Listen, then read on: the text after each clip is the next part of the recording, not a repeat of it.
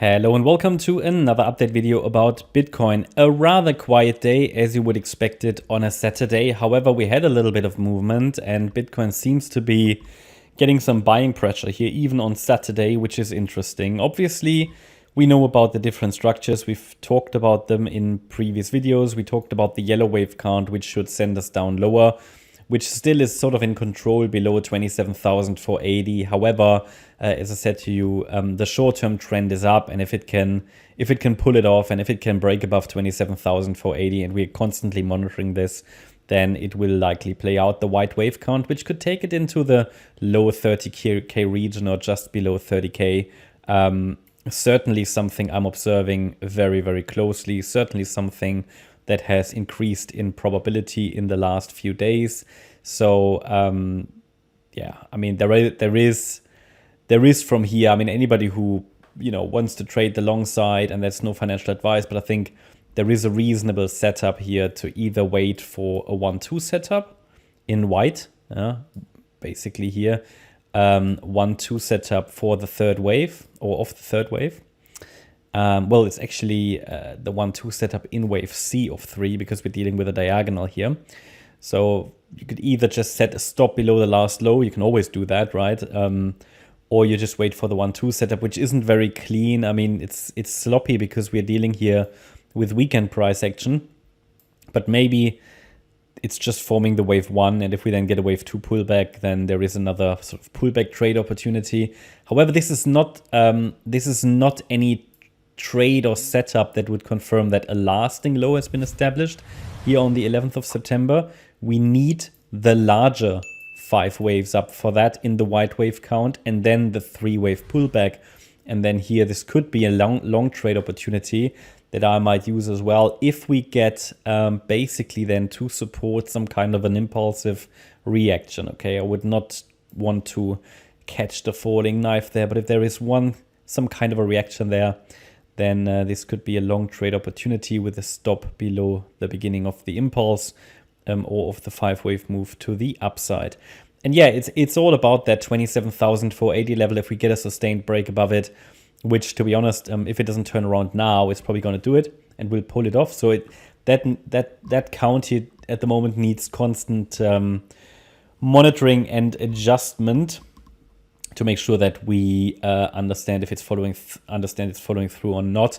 My personal preference and how I interpret the movements, I would prefer another low. Yeah, so I would prefer it either in the yellow wave count to the downside, or if it pushes higher, then that this is just a high B wave and we then make another low. It would, of course, be easier to just follow through with a direct wave count in yellow to the downside, flush it and then recover. But of course, it's doing the high B wave. And if it forms 5 waves up, then I will first of all observe it as a high B wave. And if it then can form 3 waves down into support, which I will be able to determine based on the high, where the high was formed, possibly, as I said, just below 30k, and it forms some kind of a turnaround signal in this support area then yeah, that would be an interesting long trade opportunity. But that's nothing new. I've been talking about that. That could also be a triangle, but this is sort of not really anything that is too important to follow, because also the triangle should really follow through to the downside. So it's not really anything that would be meaningful for trading decisions or so. Strategically, I've talked about my personal preference. I've talked about basically buying the red days. Yes, low accumulation. If we head, for example, to 30k, I will probably take some profits. I will certainly not sell everything, but I might take some profits of my recent DCA orders that I put in over the recent months.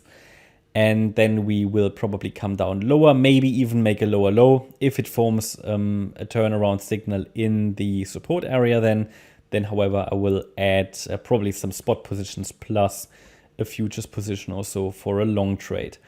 And that's all there is. I mean, in the short term, it seems to be climbing a little higher. So there's certainly some buying pressure there. But it's still below this trend line as well. This is something interesting, this trend line there of a potential triangle. Certainly worth observing. It's not very well defined, but it's sort of certainly not broken. So I would pay attention to that trend lines. Trend lines are always a bit subjective, but yeah, pay some attention there. And if it breaks above the trend line, then takes out 27,480, I will then take the yellow wave count of the chart.